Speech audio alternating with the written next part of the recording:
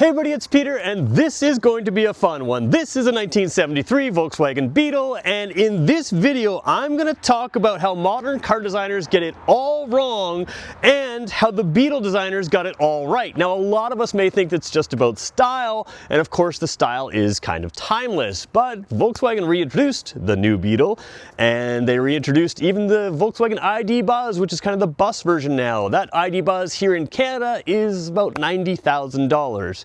This isn't. This is what people want today, and a modern version of this, whether you want the styling or not, is exactly what people want. That's the argument I'm going to make, and we're going to go through this car in detail to show you what this is all about, not just the style, but actually the engineering that makes it kind of awesome, and what car designers of today should use for their future designs.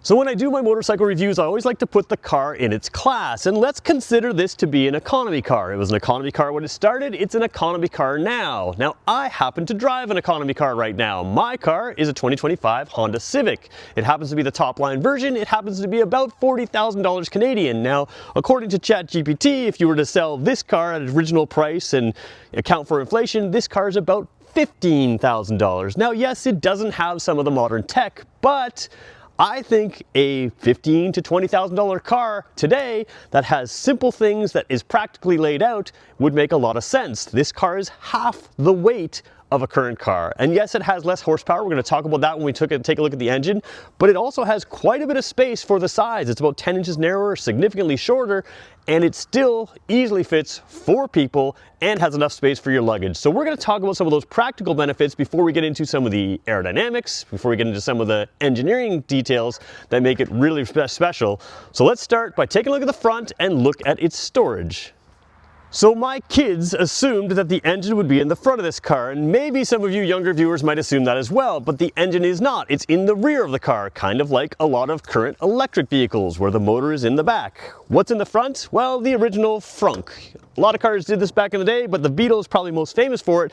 You can stick your spare tire in here, and it does come with a spare tire, unlike my Honda Civic, which does not.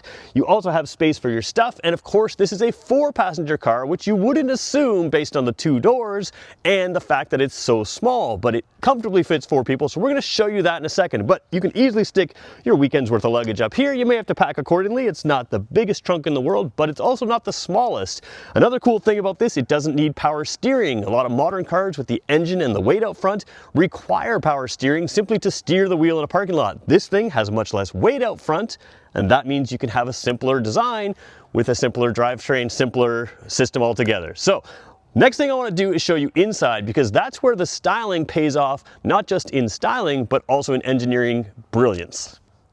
So as we hop inside the iconic shape, you're going to see something that you don't usually see in something anywhere near this size in a modern car. First of all, you hop in here, it is a manual transmission. Now that of course is a theft deterrent device for some people.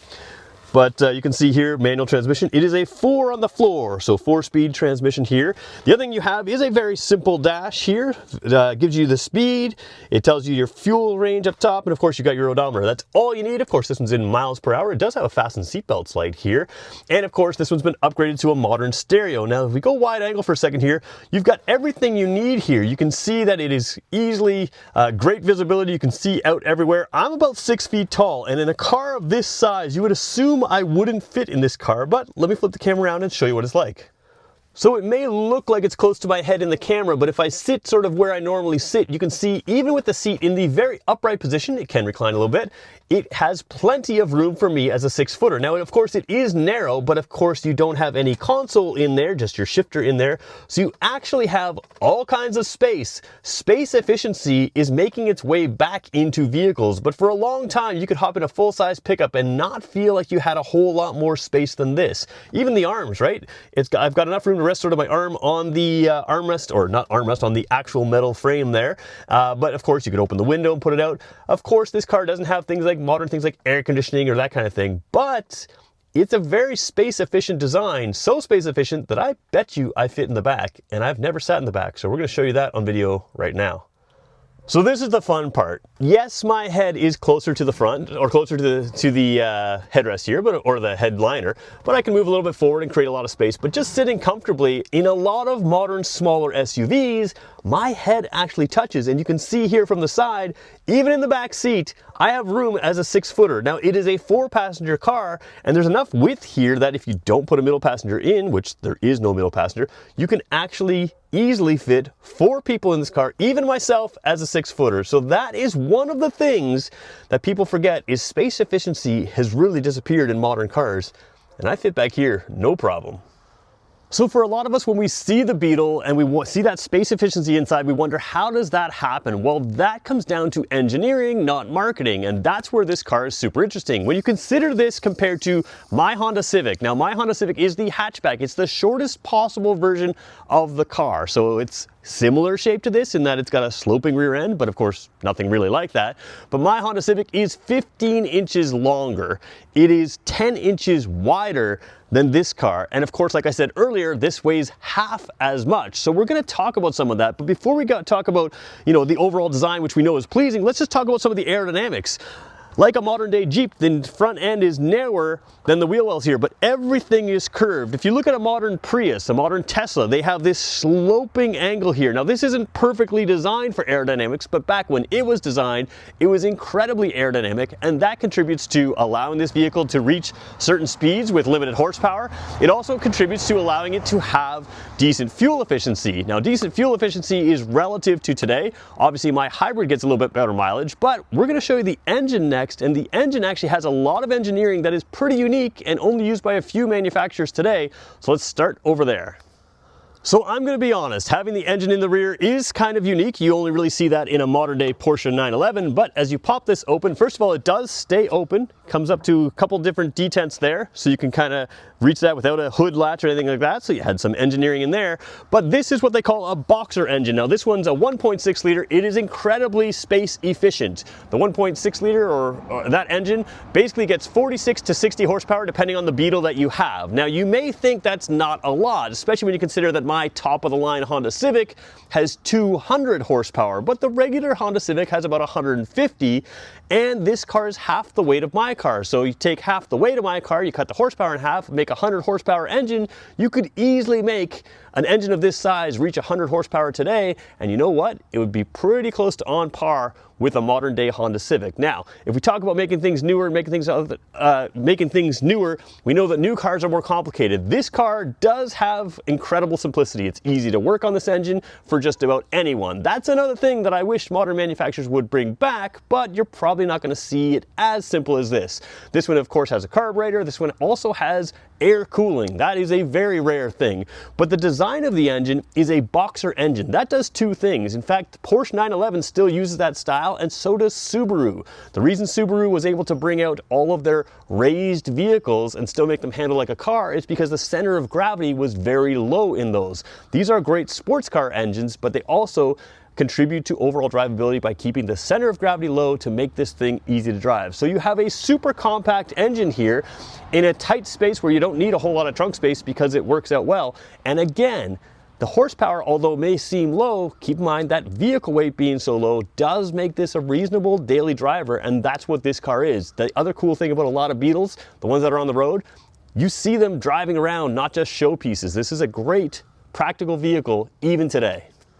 So when I talk about what modern car designers need to do and how they need to copy what Volkswagen perfected, we've tried this. Car designers have tried to do things like this, create a cute car, create other things, but generally what they've done is they've platform shared. And what that means is they take all the mistakes that are still going on currently and they put it into something that looks like this. We've seen the original Beetle. It was basically a Golf with a redone body. We also know that the ID Buzz from Volkswagen, which is one of the geniuses of this. You have an engine in the rear of the original Volkswagen bus, but now the ID Buzz, that electric motor, it's really nowhere in the class that this thing was. Remember, this would be about $15,000 with inflation adjusted pricing, so this thing, of course, would need some extra modernness to make it better. It would add weight to make it fit in the modern world, but keep in mind, if you introduced a car at this price range with some of the features, cool styling, practical cargo space with enough space for 4 people, you would probably put a whole bunch of these on the road.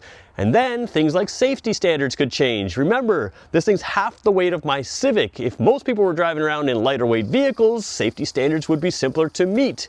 And you would have something like this, even with modern safety standards. So what is the recipe that modern designers have to have? Obviously, iconic style. That's hard to do, but it's not that hard to do when you consider that most modern vehicles are just copying everyone else in their class. If you take the badges off a mid-size SUV, it's hard to tell if it's a Chevy, a Kia, a Ford, a Honda, everything else. They look so similar. This thing set out from the beginning to do things differently.